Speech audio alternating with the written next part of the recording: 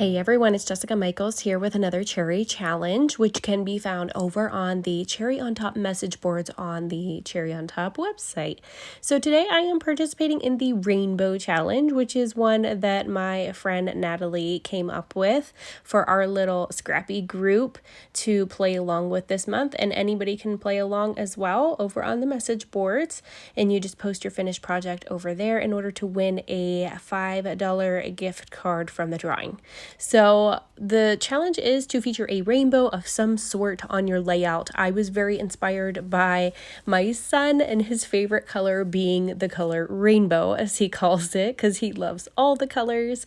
And anytime you ask him what his favorite color is, he says rainbow. So I grabbed this cut file from Peartree Cutfiles, and I'm doing some stash busting today. So you can see here I'm backing this cut file with some various papers by Pretty Little Studio. I typically back it like this when I'm doing letters, which is just grabbing the negative pieces from my cutting mat from my Cricut machine after I've cut it out and use that as my template to just lay on top of my pattern paper, and I just cut a slight border around it so it has a little bit extra to actually glue down to the back of the cut file like this. So I'm doing each letter in the Roy G. Biv kind of rainbow theme and going along with the colors. Luckily I had all the colors except for purple. The purple I actually grabbed from Blvd's Spell on You, and this black I grabbed from that same collection as well. I actually have my Halloween bin still out, and that's part of their Halloween collection. So it was right there. The colors were perfect. They matched with the layout that I was working on, and I'm going to be pulling in so many different things from my stash today. It's unreal.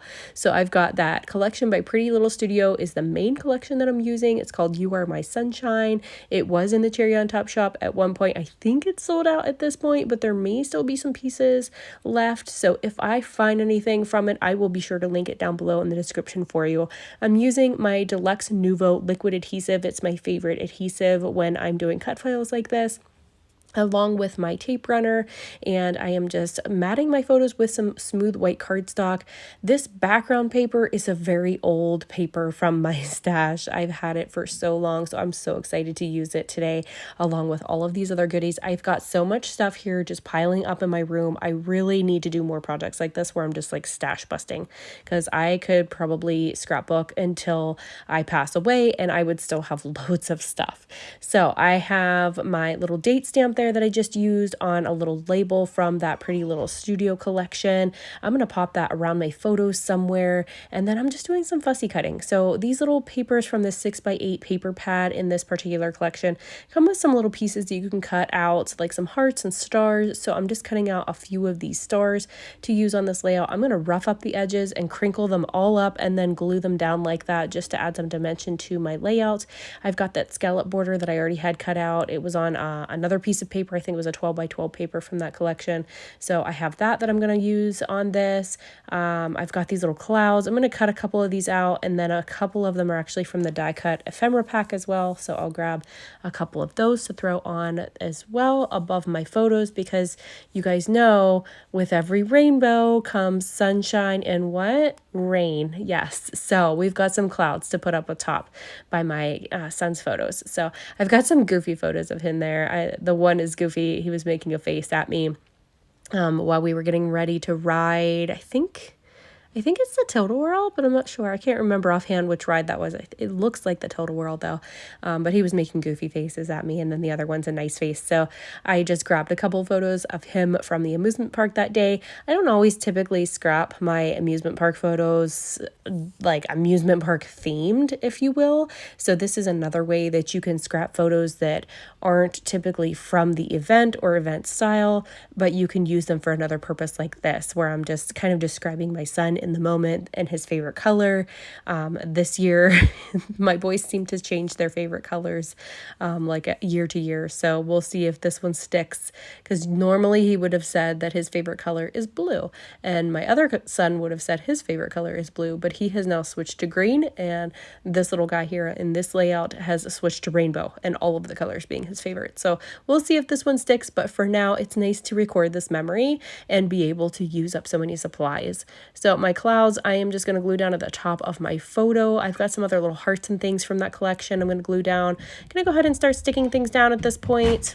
And I found this rainbow from this collection that was just absolutely perfect for this layout. So I did some machine stitching on it. And yes, that was a little tedious because I did each color with that color of thread. So it was tone on tone with the thread colors, which did take me a little bit of time. But you know what? It turned out really, really cool. And I'm really happy that I did that. So typically I normally only stitch in white or black, but I really had fun with this one.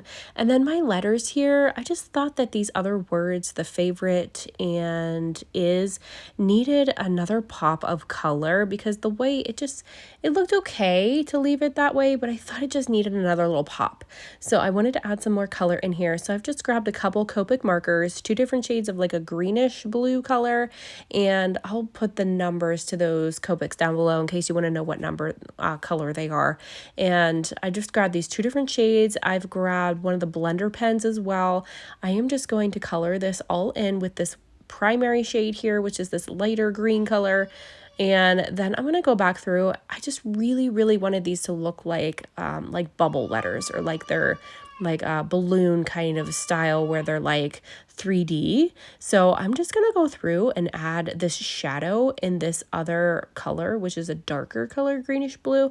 And I'm just going to add it to the outside, as you can see here, just to make it look like they're just 3-dimensional. And like, I'm no pro at this. I am just completely winging this and just kind of blending these colors together. You can see I'm adding more of that lighter color, just kind of blending them together and just trying to make these look like kind of like balloon letters. And then I'm actually going to grab a white gel pen as well. I'm going to go over a couple spots here just to make it look like they have a light little shade, like they have a little shiny part on them. Here, this is just my blender pen.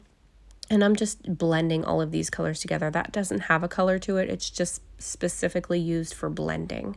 So there you can see them really taking shape now. This is my white gel pen coming in, and I am just adding those little shiny pieces, which really, really makes it pop and makes them just look like they're finished. And I really, really love how they came out. And I'm so, so glad that I decided to do that because I just love the way that those letters look. I did decide to leave my Cutfile letters full and not cut the middles out of my letters because typically I like to fill in my O's and all of my letters that have pieces that you normally cut out. I like to fill them in with little embellishments and things. I don't think I ended up filling in all of them, but I did add a couple things to a couple of them. Like I think I grabbed a butterfly, but these are my threads that I used whenever I did my machine stitching on my rainbow. So I'm actually just grabbing the bobbin threads because I know that I'm probably not going to use this specific color or any of these colors again anytime soon. So I'm just grabbing the thread that I spun onto the bobbins for sewing, and I'm using that to just tuck in little pieces here and there just to add some more texture to my layouts. It's one of my favorite things to add to layouts, just to add a little bit more detail, little pops of color. It's just really super fun, and it just brings it in and just adds something extra. I've got some Flair from Scrappin Happy Studio. I was kicking around adding different ones to this, just playing around with them, seeing which ones I wanted to add. I wanted to add that orange splatter one because it looks like paint. I think I ended up only adding the rainbow one in the end, but I've got all of these other little embellishments, little bits and pieces I'm grabbing from here and there. I'm going to pull in some Vicky Booten Bold and Bright collection to use a lot of color from that collection. It's a really, really colorful collection, so it was perfect to add into this one as well. I'm adding little hearts and stars and just all of the fun little things. And then as I was digging through that collection, I actually found just a leftover piece. It might have even been from Color Study, I think, that has a paintbrush on it. So I'm actually going to pull that in as well. But for now, I'm just adding these little colorful bits in here, just adding things to the top and just making little clusters around my photos and around my cut file, just filling in little spaces. Originally, I thought about adding a white background to this and doing some mixed media in all of the rainbow colors, but I'm really happy with how this one turned out and my choice of background and just how all of these colors just pop against that background. So here I'm just adding a little bit more thread in behind this little colorful box here with the crayon box. And I think that paintbrush embellishment is coming in here soon. I was trying to kind of stash bust and use up that sticker sheet, I think it might be from Color Study, as I mentioned earlier.